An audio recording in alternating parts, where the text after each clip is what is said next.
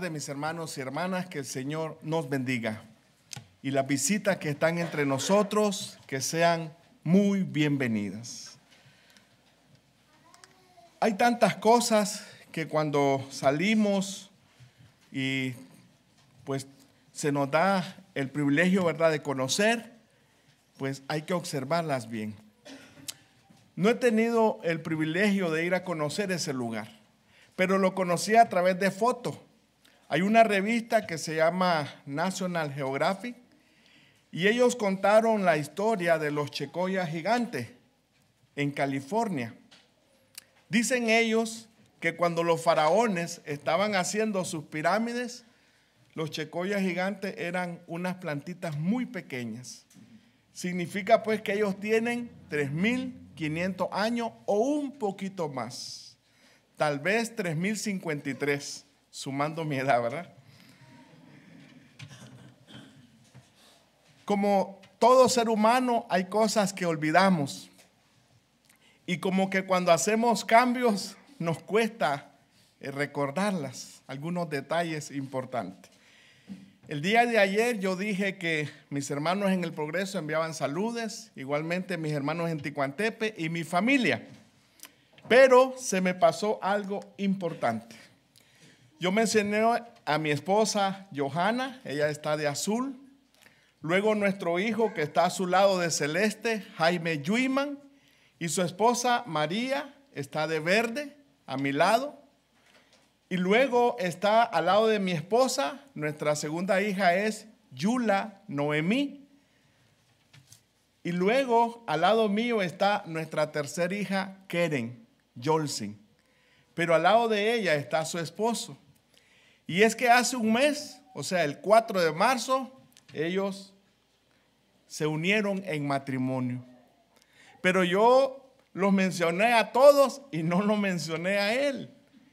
Y cuando mi esposa vio el video, el estudio, anoche me dice, empezándolo a verlo, paró y me llama y me dice, ¿no te acordaste de tu hijo Humberto?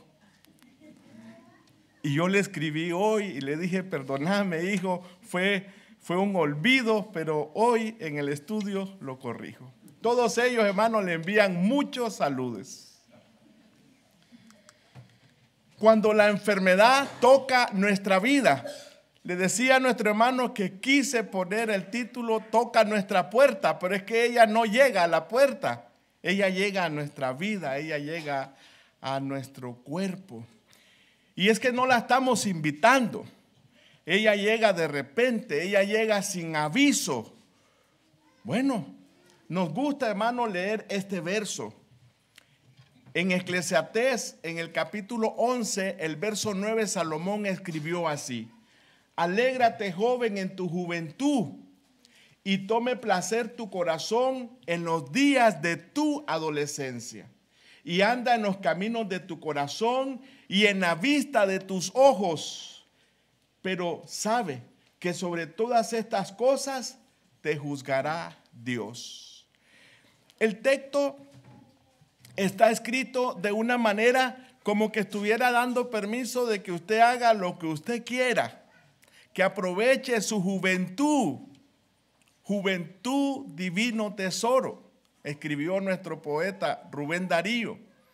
Pero es que la juventud es un momento, la adolescencia es un momento, la advertencia está al final, pero sabe que sobre todas estas cosas te juzgará Dios.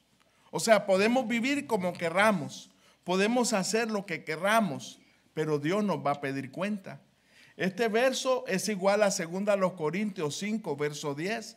Es necesario que todos nosotros comparezcamos ante el tribunal de Cristo para que cada uno de nosotros reciba según lo que haya hecho mientras estaba en el cuerpo, sea bueno o sea malo. Pero hay algo que a veces pensamos y creemos que la juventud la vamos a tener siempre. Muchas veces creemos que nunca nos vamos a enfermar, que siempre vamos a estar bien de salud.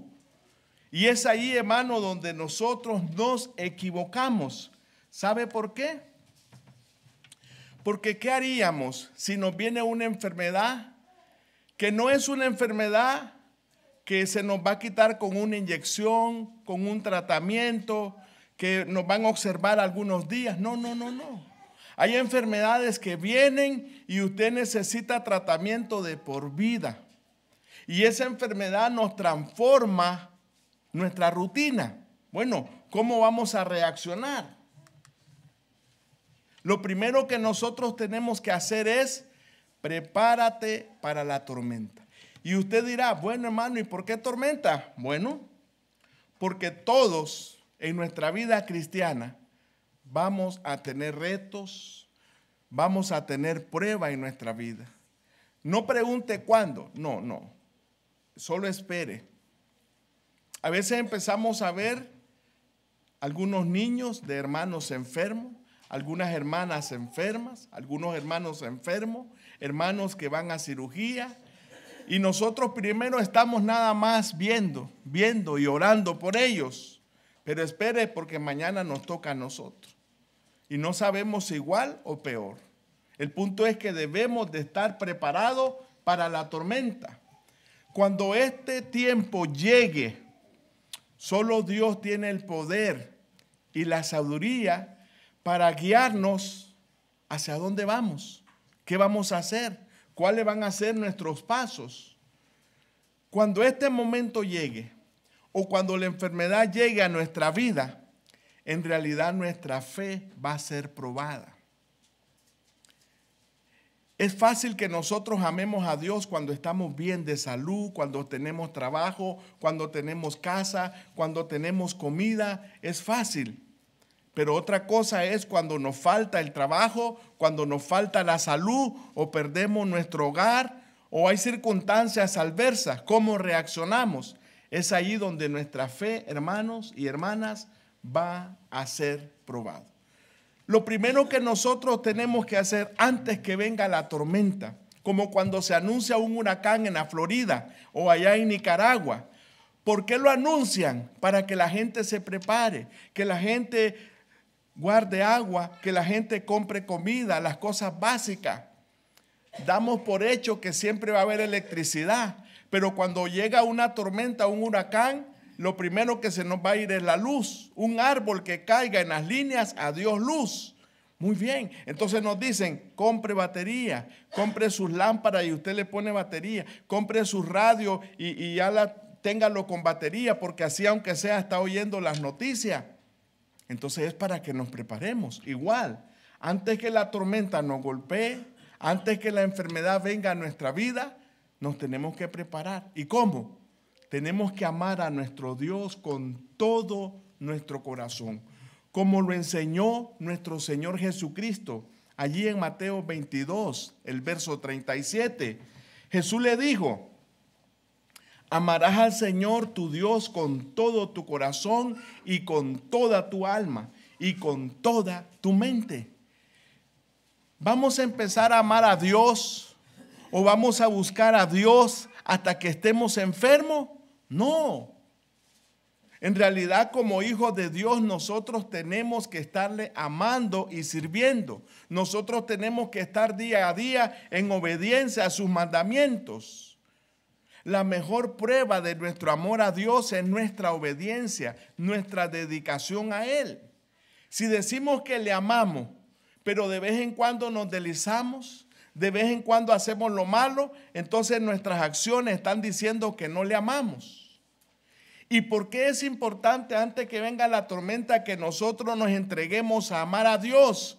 Porque de Él dependemos. Existimos porque Él quiere. Él nos dio la vida hoy, Él nos dio el privilegio de abrir los ojos. Entonces nosotros dependemos de Él. Pero mire lo segundo. Antes que la tormenta nos golpee, entreguémonos a amar a nuestros hermanos. Tal como el Señor lo dijo en Juan capítulo 13, el verso 34 y 35. Miren lo que dice. Un mandamiento nuevo os doy, que os améis unos a otros, como yo os he amado, que también os améis unos a otros. En esto conocerán todos que soy mis discípulos, si tuviereis amor los unos con nosotros. Alguien podría pensar o decir, hermano, pero el mandamiento del amor ya lo había dado en el Antiguo Testamento, y es cierto. Pero ¿por qué dice que es nuevo? Es nuevo en el sentido de calidad. Ahora, el amor que nosotros nos tenemos que tener como hermanos tiene que ser igual al de Cristo. Un amor puro, sincero, de sacrificio, de entrega total. Y solo así, dice el Señor, vamos a poder demostrar que somos sus discípulos. Cuando nos amamos como el Señor quiere que nos amemos, lo que vamos a estarle diciendo a la gente, que somos verdaderos seguidores del Señor. Si no nos amamos, no somos discípulos del Señor. Él nos amó y nosotros éramos pecadores. Él nos amó y murió por nosotros en la cruz, siendo nosotros rebeldes y desobedientes. Bueno, Él nos pide eso. Ahora piensen estas dos cosas, hermano. ¿Por qué antes de la tormenta o antes que venga la enfermedad necesitamos amar a Dios con todo nuestro ser y necesitamos amar a nuestros hermanos con toda nuestra fuerza, tal como el Señor lo manda allí? Bueno, porque cuando venga la enfermedad, lo más importante va a ser que Dios esté de nuestro lado. Y lo segundo importante va a ser que nuestros hermanos nos ayuden, nos apoyen. Una de las grandes bendiciones que tenemos es cuando los hermanos nos visitan, ya sea en el hospital o en la casa. Cuando los hermanos oran por nosotros. Cuando los hermanos se preocupan, ya comió, ya tiene su medicina, ¿qué le falta? Aquí estamos para ayudarle. ¿De qué nos sirve, hermano, que en las redes sociales tengamos miles de seguidores? Si a la hora que perdemos un ser amado, ninguno de esos seguidores viene. ¿Quiénes son los que están a nuestro lado en el momento del dolor, en el momento de enfermedad? Nuestros hermanos. Por eso Dios diseñó la iglesia, porque a través de nuestros hermanos también recibimos consuelo. Dios nos consuela para que consolemos a otros. Entonces es importante, hermano, que trabajemos en esto antes que la prueba o la tormenta venga. Si así lo hacemos, si trabajamos en esas dos cosas, entonces es como que nuestra vida la estamos edificando en roca. Es lo que nuestro Señor nos reveló en Mateo 7. Vamos a Mateo 7, el versículo 24 hasta el verso 27. Dice así nuestro Señor Jesucristo. Mateo 7, 24. Cualquiera pues que me oye estas palabras y las hace, le compararé a un hombre prudente que edificó su casa sobre la roca. Descendió lluvia y vinieron ríos y soplaron vientos y golpearon contra aquella casa y no cayó porque estaba fundada sobre la roca. Pero cualquiera que me oye estas palabras y no las hace, le compararé a un hombre insensato que edificó su casa sobre la arena.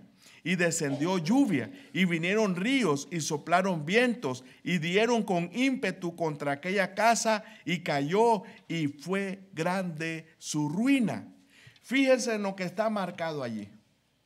En realidad, estos versículos es la conclusión de todo el sermón del monte, o el sermón de la montaña. El Señor lo empezó en Mateo 5, siguió en Mateo 6, y aquí está terminándolo en Mateo 7.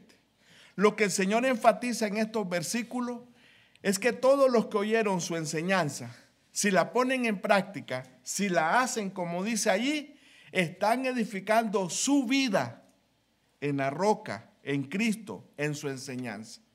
Entonces, cuando vengan los problemas, lo que venga, terremoto, huracanes, hambre, peste, lo que sea, no va a caer, porque está bien fundada en Cristo.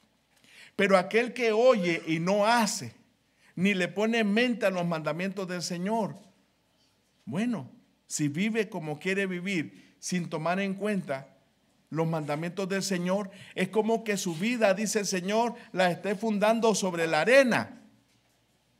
El problema más pequeño, la enfermedad más pequeña, lo va a botar.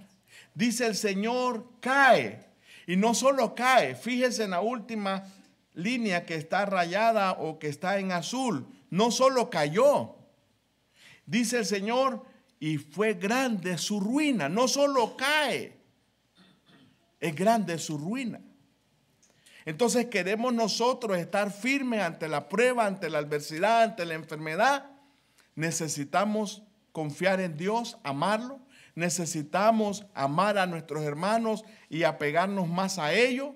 Y necesitamos entonces apegarnos a los mandamientos del Señor. Solo así podemos estar preparados cuando venga la tormenta.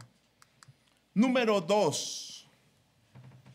Además de prepararnos antes que venga la tormenta, necesitamos vivir el momento.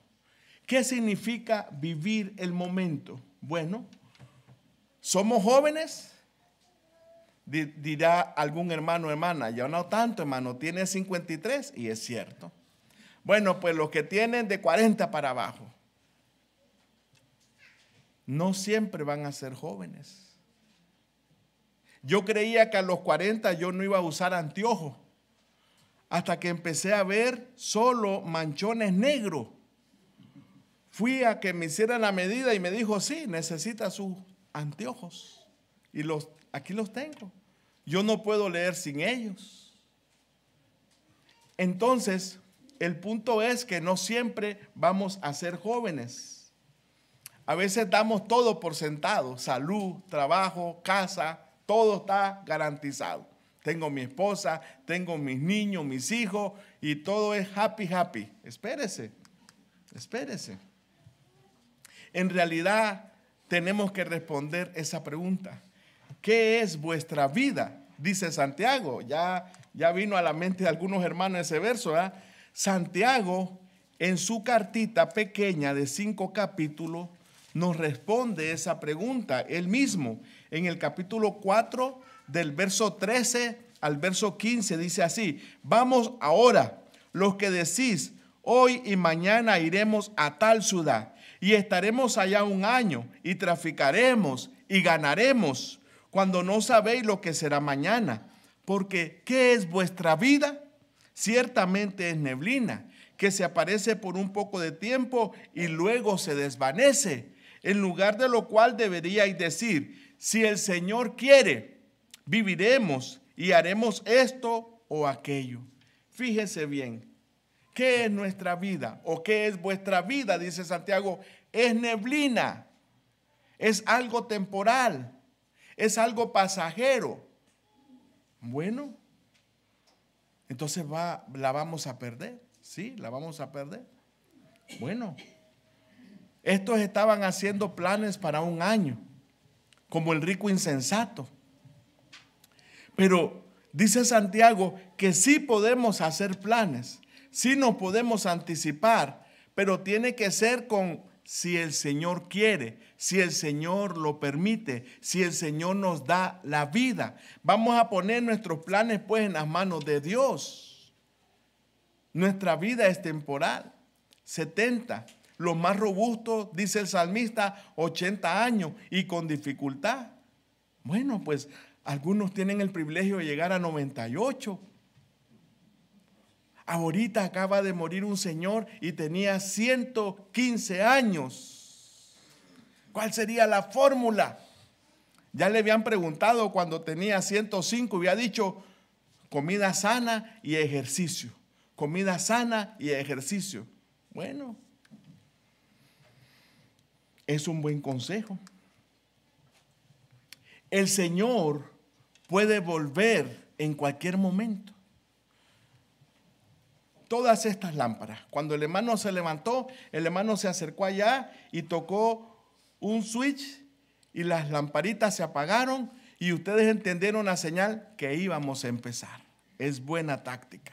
En otro lugar, los hermanos tienen una campanita. Sube el que va a presidir y suena la campanita. Y a veces esa campanita nos recuerda allá los que venden nieve. Suena la campana y ahí va la nieve, o el esquimo le decimos nosotros. Muy bien, pero esa lamparita, ese aparato proyector, esa computadora, nosotros lo controlamos. los apagamos y le encendemos a la hora que nosotros queremos. Pero hay dos cosas que nosotros no controlamos. Uno, ¿cuándo va a venir el Señor? Y dos, ¿cuándo vamos a partir de este mundo? No lo sabemos. Por eso puede suceder en cualquier instante. Entonces toma ventaja de cada momento que tengas. No esté pensando en el futuro en el sentido de problemas que no han llegado. Viva el momento, espere cada cosa en su lugar. No esté pensando en el mañana. A veces, hermanos, salimos tan apurados que ni tenemos tiempo para un café, ni desayunamos. Tómese el tiempo, nunca salga de su hogar sin darle un beso a su esposa o sin darle un abrazo. Y si van juntos pues al trabajo, usted la pasa dejando a ella, pues aunque sea vayan de la mano. Es importante, hermano. ¿Y qué sabe si es la última?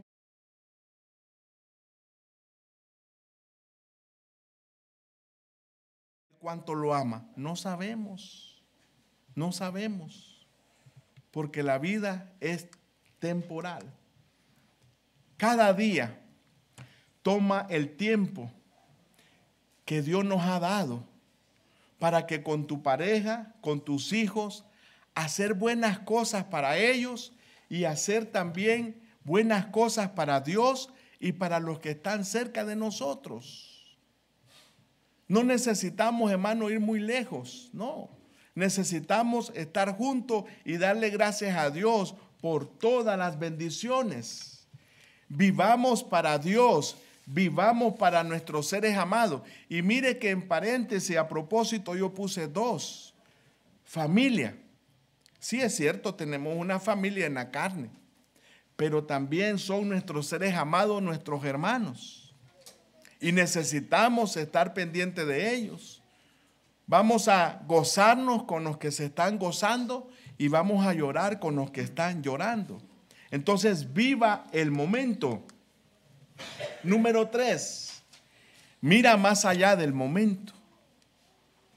A veces, hermanos, estamos viendo un árbol, pero si buscamos una altura, podemos ver el bosque, podemos ver lo que está allá. A veces, hermano, el problema es que no queremos vivir los momentos bonitos que el Señor nos está dando. A veces planeamos cosas que tal vez no las vamos a hacer. Mejor disfrutemos el momento que Dios nos está dando. Es cierto que a veces nos preocupamos. Si yo moriría, ¿qué sería de mi esposa? Si yo moriría, ¿qué sería de mis hijos? Pero ¿por qué se angustia con esos pensamientos? Deje eso en las manos de Dios. Es cierto que usted es clave en su hogar, pero no olvide que quien bendice nuestro hogar es Dios. Él se provee, Él siempre nos bendice. Y nuestra esposa está preparada para hacer frente. ¿Cuántas hermanas no han quedado solas y trabajan y cuidan a los hijos y los preparan? Que eso nos dé ánimo. Hay hermanas que están preparadas. ¿Cuántos hermanos no han quedado solos y no se vuelven a casar y salen adelante con sus hijos? Cuando hay amor, hay atención, hay cuidado. En momentos así, aprendamos entonces a ver más allá del momento. ¿Cómo? Bueno, ¿por qué tenemos problemas en pensar este día es especial? Porque tengo a mi familia, porque pude desayunar con ellos o tener una cena con ellos, pudimos orar, pudimos cantar, pudimos meditar en la palabra de Dios. Esos son momentos únicos. Hoy estuvimos recordando a unos hermanos que escribieron libros en inglés y nuestro hermano Wayne tradujo varios libros de ellos, Bob y Sandra Waldron. Siempre me llamó la atención un libro que ellos hicieron que se llama Una generación que no conoció a Dios. Y me llamó la atención desde la primera hoja. En el prefacio, ellos dicen que ese libro está dedicado a sus padres, de quienes tienen los recuerdos más bonitos cuando ellos eran niños. ¿Ya vio la bendición de estar en un hogar cristiano? Nuestros padres nos cuentan las historias bíblicas. Nuestros padres nos hablan de los héroes de la fe. Y esos recuerdos o esos momentos quedan grabados en la mente de nuestros hijos. Un día nosotros no vamos a estar, pero ellos nos pueden recordar a través de esas historias. Entonces cada momento en familia es único, es especial. Disfrutémoslo, disfrutémoslo. Ningún, hermano, sufrimiento es para siempre. Ningún sufrimiento es para siempre. Llega el momento en que logramos salir de él y decimos, bueno, Dios es misericordioso y me ayudó a salir de esa enfermedad. Cada día, hermano, que vivimos es un día nuevo y es un día que nos da esperanza. Es un día, hermano, que nos llena de ánimo para seguir adelante. Tenemos sí que mantener la fe. En Cristo tenemos esperanza y consuelo. Son dos bendiciones grandes que el Señor nos da. ¿Cómo lo expresó el apóstol Pablo? Él lo expresó así. En Filipenses, en el capítulo 1, el apóstol Pablo escribió ese verso tan precioso. Filipenses 1, el versículo 21 dice así. Voy leyendo. Porque para mí el vivir es Cristo y el morir es ganancia. Pablo vivía para Cristo. Pablo vivía para predicar el evangelio. Pablo vivía para servir a los hermanos. Pablo vivía para defender el evangelio. Pablo vivía, hermano, entregado al Señor. Desde que este varón se convirtió, nunca lo vemos que se desanimó. Y aunque hubieron otros como Juan Marcos, como Demas, que se fueron para atrás, otros le abandonaron, se avergonzaron de él, nunca perdió su fe y su confianza en Dios. ¿Por qué?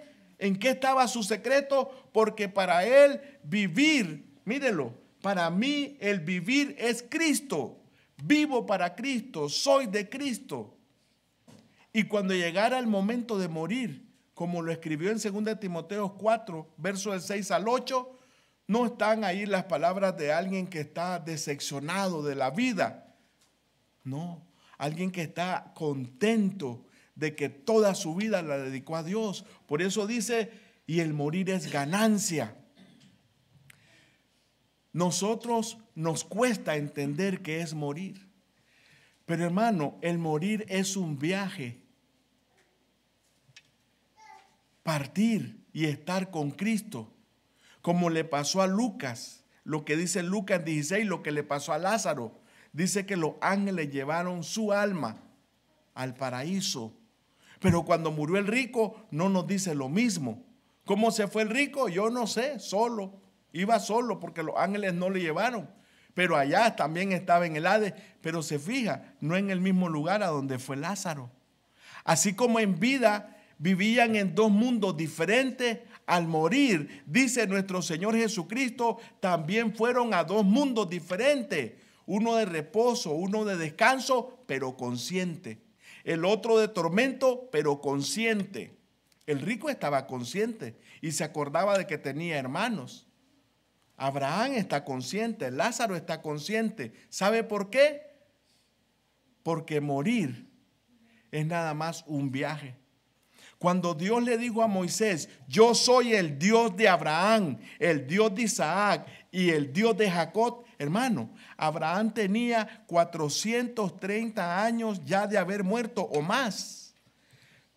Entonces alguien podría decir, entonces Dios hubiese dicho, yo fui. Es que para Dios no existe la muerte.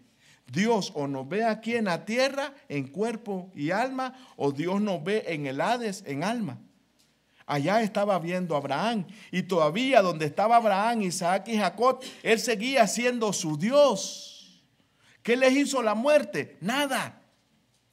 Por eso dice el apóstol Pablo, y el morir es ganancia. Necesitamos la fe que este varón tenía. Dice en 2 Corintios, en el capítulo 5, dice hermanos y hermanas y amigos en el verso 1. Todo el capítulo él lo dedica a este pensamiento, o los primeros 10 versos, pero yo solo quiero leer uno. Porque sabemos que si nuestra morada terrestre, este tabernáculo, se deshiciere, tenemos de Dios un edificio, una casa no hecha de manos, eterna en los cielos. Mire lo que marqué. Este tabernáculo es nuestro cuerpo. Él se enferma y él va a morir. Dijo Dios en Génesis 3, del polvo eres y al polvo volverás, como consecuencia del pecado. Pero dice el apóstol Pablo, pero tenemos de Dios un edificio. ¿Dónde? Una casa no hecha de manos. ¿Dónde? Eterna en los cielos. Esa es la esperanza. Eso es lo que nos tiene que dar ánimo y fuerza. No pensemos tanto en enfermedad. Piensa en las bendiciones que vendrán cuando Cristo venga. ¿Usted cree, hermano, que la muerte para Lázaro fue una bendición o un castigo? Fue una bendición. ¿Usted cree que la muerte para el rico fue una bendición o un castigo? Él lo miró como un castigo porque perdió todos sus privilegios. ¿Sabe por qué, hermano? Porque estaba viviendo de manera egoísta. Nunca sintió misericordia de Lázaro. Nunca mandó a darle una comidita. Nunca dijo que fueran a ver si necesitaba medicina. Los familiares de Lázaro lo habían puesto a su puerta creyendo que él le iba a ayudar. Nada, era un rico egoísta, malo. Pero ahora que está en el Hades y está en tormento, ahora quiere que Lázaro vaya a ayudarle.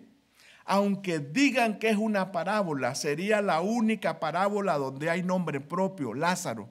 Y aunque fuera una parábola, todas las parábolas tienen una enseñanza, una lección, no son cuentos de hadas.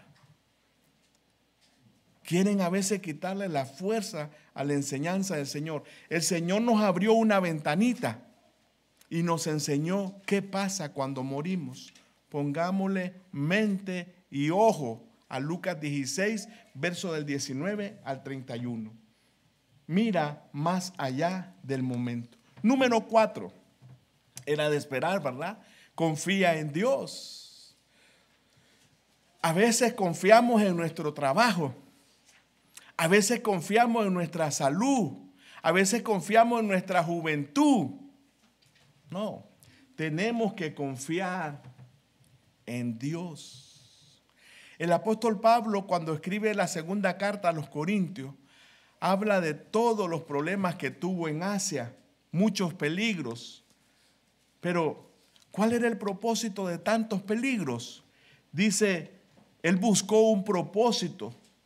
Y el propósito era que todos esos peligros lo hicieron confiar más en Dios.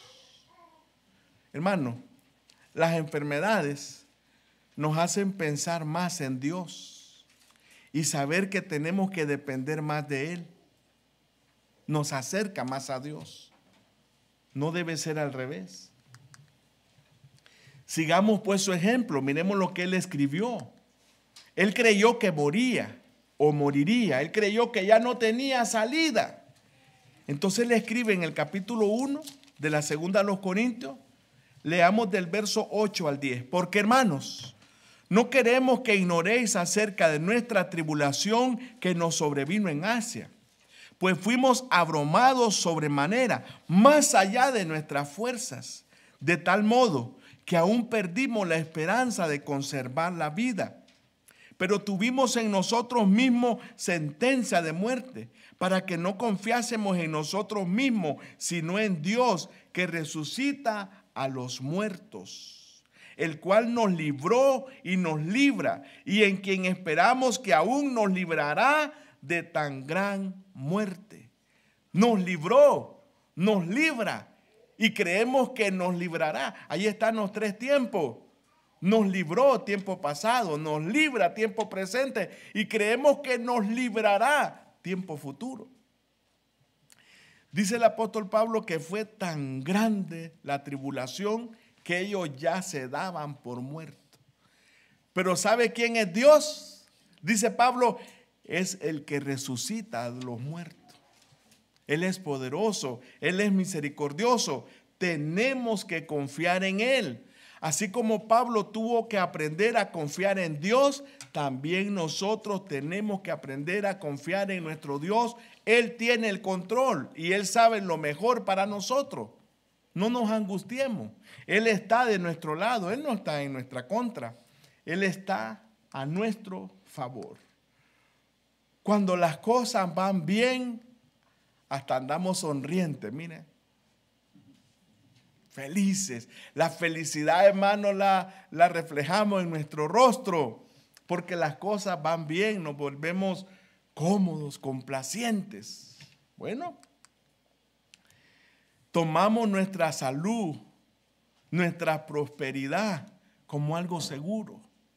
Estoy bien, estoy tranquilo, nada me falta. Bueno, de repente, un examen de rutina nos revela algo que no sabíamos, algo que no esperábamos.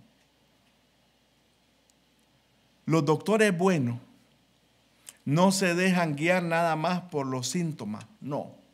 Los buenos doctores mandan a hacer estudios, exámenes. Quieren estar seguros. No nos quieren mentir, no nos quieren engañar.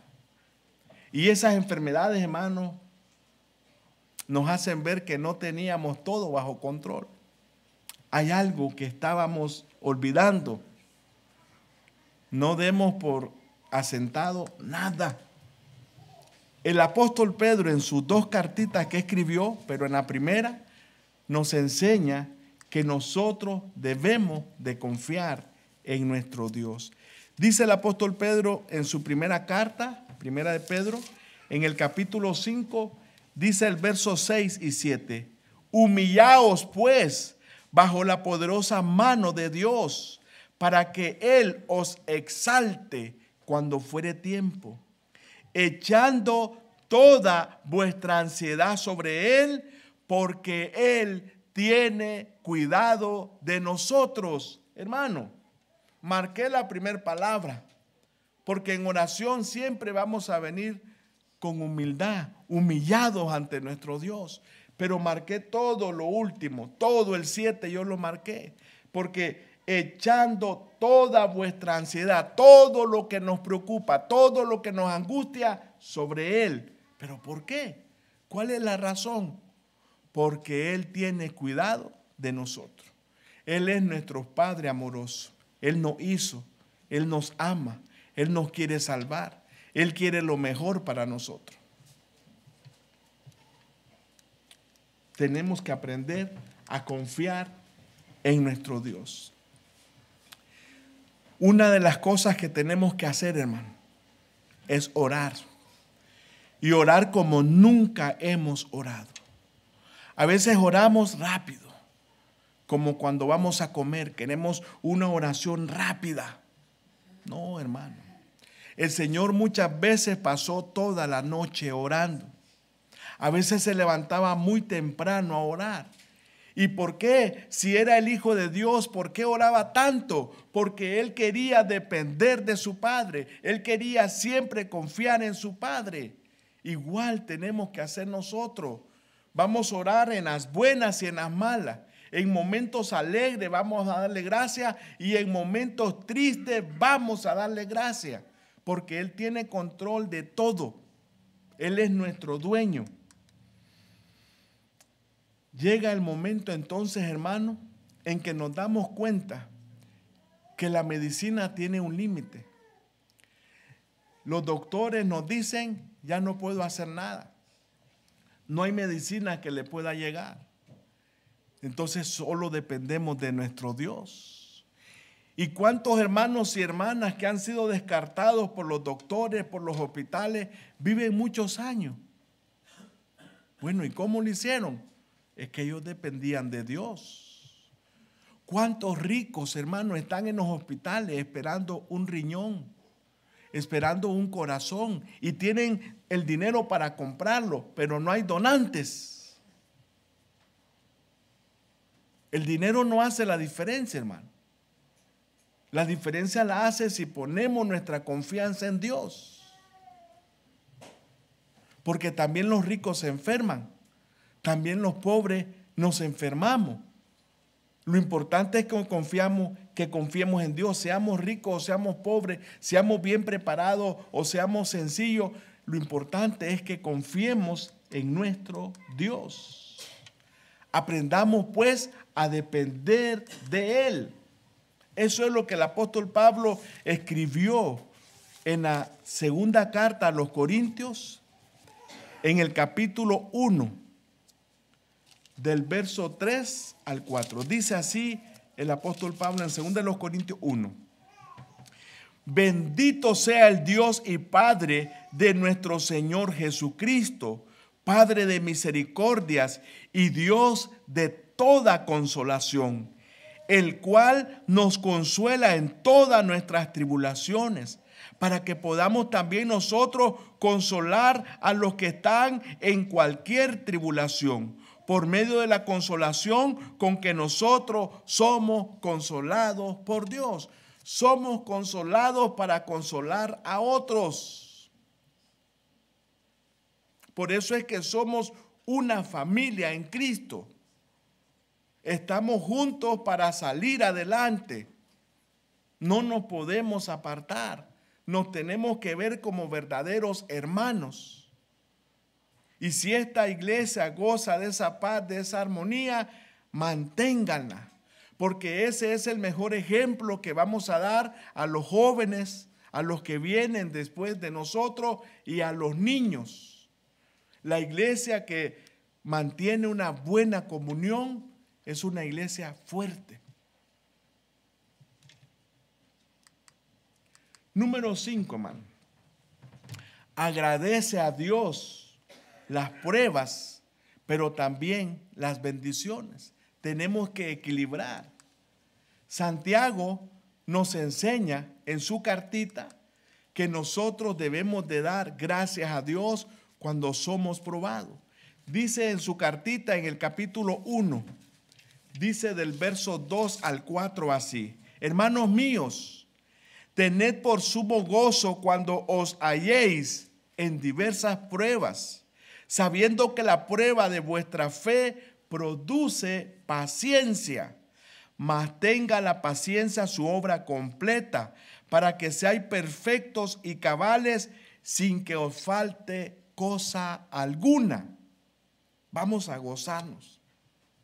Alguien no está contento, por eso nuestra fe está siendo probada. Y vamos a pegarnos más a Dios. Tenemos que aprender, hermano, a agradecer a Dios por las bendiciones y las pruebas como lo hizo Job. Este hombre fue probada su fe. Claro que sí. Y dice en su libro, en el capítulo 1, versos 20 y 21. Entonces Job se levantó y rasgó su manto, y rasuró su cabeza y se postró en tierra y adoró.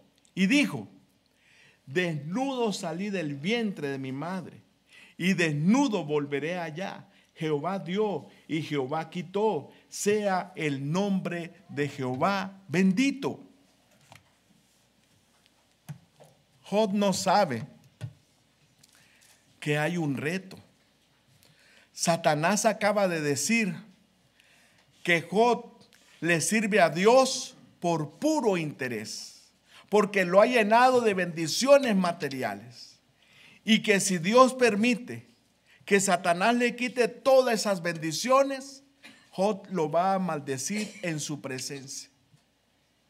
En otras palabras, Satanás está diciendo que Job es un interesado y que si pierde las bendiciones, pierde su fe. Y Dios lo permite. Y empieza a perder todo. Yo digo que el golpe magistral, el jaque mate para Job fue perder a sus 10 hijos. Cuánto amamos a nuestros hijos. Cómo se preocupaba él por sus 7 hijos y sus 3 hijas. Cómo oraba todos los días por ellos. Cómo ofrecía sacrificio. Tal vez han pecado y no se dieron cuenta. Era un padre cuidadoso y amoroso. Pero aquí están sus palabras, hermano. Jehová dio y Jehová quitó. Sea el nombre de Jehová bendito. cuando el necio se vuelve a presentar ante la presencia de Dios, Dios vuelve a recomendar a Job. Y dice Satanás, claro, piel por piel. Si le tocas su salud, él te va a maldecir en tu presencia. Hacelo, dijo Dios, pero no me le toques su alma. Y vino, hermano, algo muy triste para Job. Vino una sarna. Dice que él se tenía que dar con un tiesto. Era tanta lo que él sentía, que sentía gusto darse con una teja, con un tiesto, pero eso le formó llaga. Hermano, toda la vida de Job cambió. Perdió su semblante, el brillo de sus ojos, se le cayó su dentadura. Hermano, su aliento cambió. Cuando la mujer vio que perdió todo, la esposa no dijo nada, porque sabía que así como había empezado, podía volver a empezar. Pero cuando ella lo vio enfermo, mire sus palabras, entonces le dijo a su mujer, ¿aún retienes tu integridad? Maldice a Dios y muérete. Y él le dijo, como suele hablar cualquiera de las mujeres fatuas, has hablado. ¿Qué? Recibiremos de Dios el bien y el mal no lo recibiremos. En todo esto no pecó Job con sus labios. Job 2, versos 9 y 10. Hay dos cosas que Satanás no pudo tocar. No pudo tocar la fe de Job y la confianza de Job en Dios. No la pudo tocar.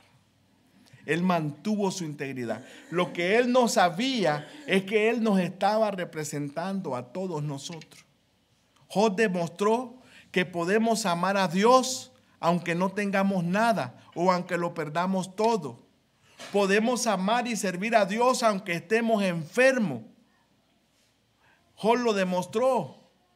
Tenemos esa capacidad. Si de veras amamos a Dios, vamos a salir adelante. Porque vamos a agradecerle por los momentos bonitos que hemos tenido y también por las enfermedades. Porque se está nada más probando nuestra fe. Es fácil entonces dar gracias a Dios cuando las cosas van bien, pero no cuando las cosas se ponen difíciles. Dios nos ama y está de nuestro lado. Conclusión, hermano. Dios nos conforta a través de su palabra y a través de las oraciones que hacemos y las oraciones que hacen muchos hermanos a favor de nosotros. Nunca dejemos de orar. Hoy son ellos, mañana podemos ser nosotros los que vamos a necesitar de esas oraciones. Gracias a Dios, hermano, que tiene el poder para volver las horas negras en luz. Gracias a Dios, porque puede volver el sufrimiento en bendición si confiamos en Él y caminamos juntos con Él. Que Dios nos ayude a confiar en Él en los buenos y en los malos momentos. Y sé, hermanos, que entre nosotros hay amigos y amigas. Y tenemos una pregunta importante. ¿Cuándo fue salvo Saulo? ¿En qué momento él fue salvo? ¿Fue en el momento cuando vio y escuchó al Señor? Saulo, Saulo, ¿por qué me persigues? ¿O él fue salvo en el momento que creyó en el Señor? ¿Qué quieres que yo haga, Señor? ¿O Saulo fue salvo cuando estaba arrepentido? Pasó 3 días sin comer, sin beber y sin poder ver. En realidad estaba arrepentido, pero ya estaba salvo.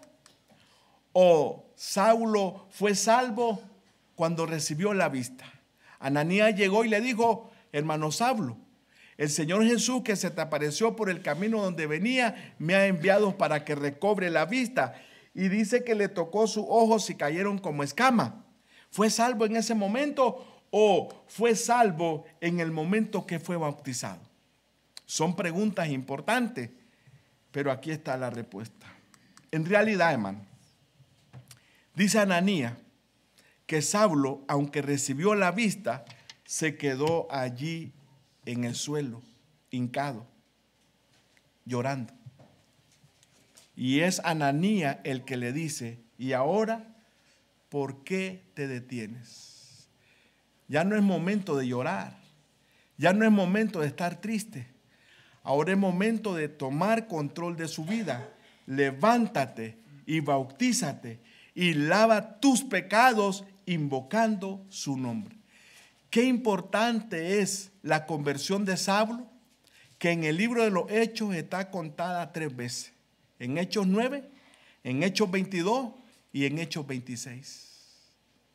Si usted, amigo y amiga, quiere ser salvo como lo fue Saulo, usted tiene la oportunidad de tener fe, creer en Jesús, arrepentirse de corazón, confesar que Jesús es el Hijo de Dios y ser sepultado en agua. Que el Señor nos bendiga.